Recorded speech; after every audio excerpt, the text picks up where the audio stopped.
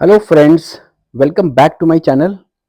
चलिए स्टार्ट कर लेते हैं आज का हेयर कट, जो कि बहुत इंटरेस्टिंग रहने वाला है और ये काफ़ी डिमांडिंग हेयर कट रहा है काफ़ी दिनों से। इसके ऊपर मैं कई सारी वीडियो बना चुका हूँ, पर फिर भी डिमांड आती रहती है। तो अब मैं आप लोगों को बताना चाहता हूँ, मैं अपने चैनल पे एक कलर की वीडियो डाल चुका हूँ। आप चाहें तो उस कलर की वीडियो को देख सकते हैं। उसके अंदर आपको सीधा ही शेड कार्ड नज़र आएगा सामने, तो उसको आप चला सकते हैं। तो मैंने अपने हेयर कट में सबसे पहले फ्रंट का पीस काटा है, ये देखिए। मैं इसको अभी लॉन्ग रख के काट रहा हूँ। चिन के आसपास इसको रखा है मैंने, साइड के बालों को भी लॉन्ग रखा हो तो जो हल्का सा इन्वर्टेड लुक, मतलब थोड़ा सा एंगल दे रहा हूँ शार्पनेस के लिए, तो थोड़ा फिंगर को थोड़ा टिल्ट कर रहा हूँ, एंगुलर करके फिंगर्स को मैं काट रहा हूँ। तो ये आप इस साइड देख सकते हैं, अगर आप उस साइड नहीं देख पाए तो ये ध्यान से देखिएगा कि मेरी फिंगर कितनी टिल्ट होती है। ये देखिए मैंने करा, और ये मेरी फिंगर, अब मेरी सीजर कहाँ से कहाँ चल रही है, देखिए कितनी तिरछी चल रही है। तो इससे क्या होता है, हम अपने फेस को अच्छी तरह से फ्रेम कर पाते हैं। तो जैसे आप देख पा रहे हैं कि जो मेरे क्लाइंट है ना, उनका फेस थोड़ा राउंड है। तो इनके राउंड फेस को हल्का सा ना मेरे को लॉन्गर लुक देना है, मतलब तो आपको थोड़ा समझ सकते हैं कि अपने फेस फ्रेमिंग को, जिसको फेस फ्रेमिंग के बारे में बिल्कुल नहीं मालूम है, तो वो मेरे को आप कमेंट कर सकते हो कि फेस फ्रेमिंग पे मैं फिर एक फेस फ्रेमिंग लिख के कमेंट कर दीजिए, तो मैं आपको एक फेस फ्रेमिंग पे एक स्पेशल वीडियो बना दूंगा, जिसमें मैं हर तरह के फेस को कैसे फ्रेम करते हैं, किसके लिए कौन सा हेयर कट होता है, क्या करना चाहिए, तो वो आपके लिए उसके लिए एक स्पेशल वीडियो बना दूंगा। अब हम बैक में आ गए। बैक में सीधा हमने अपनी एक बेस लाइन बनाई है, स्ट्रेट। वो भी मैं कभी भी आपको रिकमेंड नहीं करता हूँ कि आप यू में बनाए, या किसी, जब तक अनलेस किसी की डिमांड ना हो। यू की तो डिमांड आपने पूरी करनी नहीं है किसी की भी, और पर हमेशा अगर किसी की पर्टिकुलरली वी की डिमांड होती है तो वो आप पूरी कर सकते हैं। तो पहले सेक्शन में मैंने कोई लेयर नहीं डाला। अब दूसरे सेक्शन में आप देख सकते हैं, मैंने बड़ा सेक्शन लिया है और नीचे से पूरे सेक्शन में लेयर डाला है, ये देखिए। फिर अगला सेक्शन देखिए, नीचे का सिर्फ 1 इंच का पोर्शन ऐसा है जिसमें मैं लेयर नहीं डाल रहा हूँ, और दूसरे से पूरे सेक्शन में मैं लेयर डाल रहा हूँ। जहां से मेरा वो एक सेक्शन था पहले वाला नहीं काटा, वहां से पूरे सेक्शन में मैं लेयर डाल रहा हूँ। ये आपको एकदम क्लियर नजर आ रहा होगा। अब अगर आपको क्लियर नजर नहीं आ रहा तो आप जूम करके भी देख सकते हैं सेक्शन को। स्टेप बाय स्टेप सेक्शन लेना है और गाइड करते आगे आगे चलते जाना है। इसे हम सर्कुलर लेयर्स भी कहते हैं। सर्कुलर लेयर्स का मतलब होता है हेड शेप को फॉलो करना और चलना, सर्कुलर बनाना, मतलब सर्कुल के साथ, जो हमारा सर्किल है हेड का, उसके साथ चलना।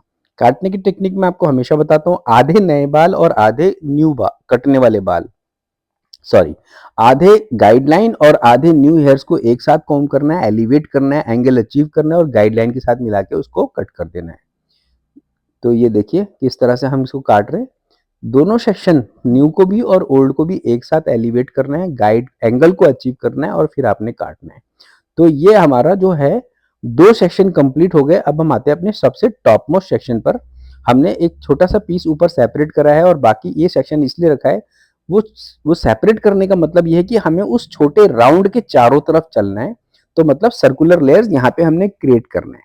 सर्कुलर लेयर क्रिएट करने से आपको क्या बेनिफिट मिलता है, वो कि अगर आप सर्कुलर लेयर्स करते तो आप हमेशा वॉल्यूम क्रिएट कर पाते हैं। अगर आप किसी चीज में वॉल्यूम करना चाहते हैं तो उसको आप सर्कुलर लेयर्स में डाल दीजिए, आपको हमेशा वॉल्यूम नजर आएगा। तो ये मैं सीधा एलिवेट करता हूँ 90 डिग्री पर, नीचे की गाइडलाइन मेरे हाथ में आती है, और नया सेक्शन भी होता है, पुराना सेक्शन भी होता है, तो उससे मेरे को हेल्प मिलती है और मैं उसको आराम से काट पाता हूँ। ये देखिए मैं अब फ्रंट के बिल्कुल पास पहुंच चुका हूँ। एलिवेशन मेरा पूरा 90 डिग्री भी है, यहाँ पे भी 90 डिग्री है। जो एक्स्ट्रा बाल आ रहा है सिर्फ वही कट रहा है। अब ये फ्रंट के बालों को मैं यहीं पे पुल करके लाऊंगा, कान के आसपास ही। कान को क्रॉस नहीं करना है, कान के पास ही लाना है और काटना है। फिर यहाँ से हमने एक कॉर्नर सेक्शन लेना है, जैसे ये आप देख सकते हैं।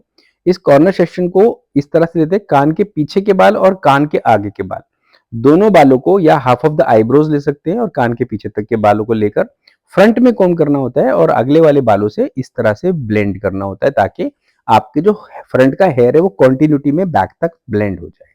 तो आई होप ये क्लियर हो गया होगा आपको।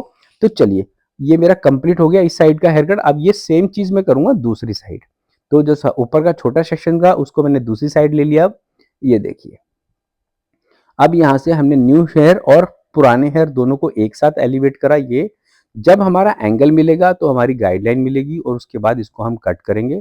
फिर पुराना सेक्शन और न्यू सेक्शन एक साथ लेंगे, एलिवेट करेंगे। ये देखिए, ये हमने एलिवेट करा, पुराना सेक्शन और न्यू सेक्शन को मिलाया और उसको हमने फिर कट करा, फिर एलिवेट करा, फिर पुराना सेक्शन न्यू सेक्शन को मिलाया, फिर कट करा। ये हमारा कंटिन्यूटी चलता है कान के पास तक। ये देखिए, तो अब कान के पास मैंने इसलिए बोला क्योंकि कान के पास पता है आपको, मैं एक स्पेशल काम बता रखा है कि कान के पास का जब सेक्शन लेते हैं, जैसे ये कान के पास का सेक्शन है, एलिवेशन करा हमने और इसको काटा अपनी गाइडलाइन से मिलाकर, पर अब जो फ्रंट का सेक्शन आ रहा है ये वाला, इसको हमने कान के पास लाना है, पुल करके कान को क्रॉस करे बिना काटना है। अगर आपने कान को क्रॉस करके काट दिया तो आपका बाल जो होगा साइड से, फ्रंट वाला बाल कट के हल्का हो जाएगा। उसके बाद आपने कॉर्नर काटना है। कॉर्नर का मतलब जैसे मैंने आपको उस साइड समझाया, एक बारी और बताता हूँ। कान के पीछे से लेके कान के आगे के बाल, मतलब हाफ ऑफ द आईब्रो से लेके कान के पीछे तक का एक बड़ा सेक्शन निकाल लें आप उसको, और फ्रंट की तरफ फेस फ्रेमिंग करते हुए उसको शेप दे दें। तो ये हमारा क्या होता है, कॉर्नर हमारा कंप्लीट हो जाता है। ये देखिए मैंने पूरी को शेप दे दिया, तो मेरे दोनों साइड के बाल कंप्लीट हो गए। बस ये जो छोटा सेक्शन था जिसको हमने सर्कुलर करने के लिए निकाला था, इसको ब्लेंड करना है। तो आप इसको इस तरह से अंडरस्टैंड कर सकते हैं। कान एक आपने अगर राइट आईब्रोज से लेके आप कोम करेंगे कान के पीछे तक, मतलब लेफ्ट कान के पीछे तक कोम ले जाएंगे, वहां पे एक बॉक्स बनाएंगे। राइट आईब्रोज और के दोनों कॉर्नर से पीछे कान के पीछे तक एक बॉक्स बनाएंगे, और जो भी बाल बीच में लंबा छोटा आएगा सबको काटेंगे। फिर ऐसे आपने लेफ्ट आईज से लेकर राइट कान के पीछे तक बॉक्स बनाना है। आप पूरा नीचे तक लाने की जरूरत नहीं है, बस आपको वो डायरेक्शन लेना है और उसमें एलिवेट करके काटना है। तो इससे क्या हो रहा है, आपके राइट साइड के आंख के बाल से लेके पिछले कान के बाल तक दोनों ऊपर मिल गए, और इधर वाले ऐसे मिल गए, उधर वाले इस तरह से मिल गए। उसके बाद आपने बॉक्स को एलिवेट करना है। उससे क्या हो रहा है, आप दोनों साइड के बाल एक साथ एलिवेट करते हो तो क्या होता है, आपके लेफ्ट साइड और राइट साइड के बाल ऊपर आके ब्लेंड हो जाते हैं। तो जो भी अनइवन पार्ट होता है वो बीच में से निकल जाता है। तो आपका जो इस टाइम जो है ना, आपका जो पूरा टॉप का हेयर कट है वो एकदम इवन है। जो इसको ब्लो ड्राई करेगा ना, उसे ब्लो ड्राई करने में पता चल जाएगा कि एकदम बाल इवन है। तो जब भी आप किसी क्लाइंट का ब्लो ड्राई करते तो आपको हमेशा पता चलता होगा ऊपर के बाल इवन आ रहे हैं कि नहीं आ रहे। अब इसका इंपॉर्टेंट पार्ट है जिसको मैं कहता हूं कर्टन बैंक्स कर रहे हैं इनके अंदर हम। ये देखिए, सबसे पहले मैंने सेक्शन ले लिया, उसके बाद उसके बीच में से एक पतले से बाल निकाले और उसको अपनी डिजायर लेंथ, जो शॉर्टेस्ट लेंथ रखनी है, वहां काट लिया है। ये मेरा वहां तक कट गया। अब इसके भी मैंने दो पोर्शंस कर दिए, जो पतला सेक्शन काटा उसके दो छोटे सेक्शन कर दिए, और अपनी फिंगर को टिल्ट करते हुए एक कॉर्नर से बिल्कुल उस छोटे के बाल तक हमने उसको मिला दिया। फिर दूसरा सेक्शन लिया हमने, उसके अंदर भी छोटा बाल लिया है और एक लंबा बाल तो कॉर्नर का है ही। उस दोनों बालों को हमने क्या करना है, छोटे बालों से लेके बड़े बालों तक बीच के जितने भी बाल थे उसको स्लांटेड मिला देना है हमने। तो आप ये देख सक रहे होंगे कि इनके बाल एकदम बीच में से छोटे और साइडों से लंबे हो गए उस सेक्शन में। ये आप मेरे हाथ में देखिए। अब इसको हम क्या चेक कर रहे हैं कि दोनों बालों का जो शेप बनाया है हमने, जो ये सी शेप बनकर आ रहा है या यू शेप बनकर आ रहा है, जो भी आपका शेप बनकर आ रहा है, वो एकदम दोनों साइड से एक जैसा है कि नहीं है। अगर वो एक जैसा है तो आप समझ लीजिए कि आपका हेयर कट बेस्ट हो गया है। इससे बेस्ट आप नहीं कर सकते थे, ये बेस्ट है। और इसके बाद आपने सारे बालों को एकदम सेंटर से एलिवेट करना है फ्रंट में, और पिछले हिस्से को काटना है, अगला हिस्सा नहीं काटना है। अब उससे क्या होगा, इसकी ये वाली फॉल बहुत अच्छी आएगी। तो अब चलेंगे हम इसका क्विक ब्लो ड्राई करने के लिए। तो ये ब्लो ड्राई हमने क्या करा, स्टेप बाय स्टेप इसको इनसाइड ब्लो ड्राई किया। बहुत ज्यादा बड़ा ब्रश नहीं लिया है इनसाइड ब्लो ड्राई करने के लिए। इनका कलर भी आज हमने किया था। अभी कलर के बाद इनका हमने ब्लो ड्राई करा है। इसमें हमने फ्यूजन हाइलाइट्स डाली है ब्राउन में, और कलर डाला है इनके बालों में। तो ये देखिए, इनके बालों में हमने आइकॉनिक के ब्रशेज यूज करे हैं। पहले बहुत स्मूथ करा है बालों को, उसके बाद इसमें आइकॉनिक के ब्रशेज यूज करे हैं हम। 43 mm का है हमारा ब्रश ये।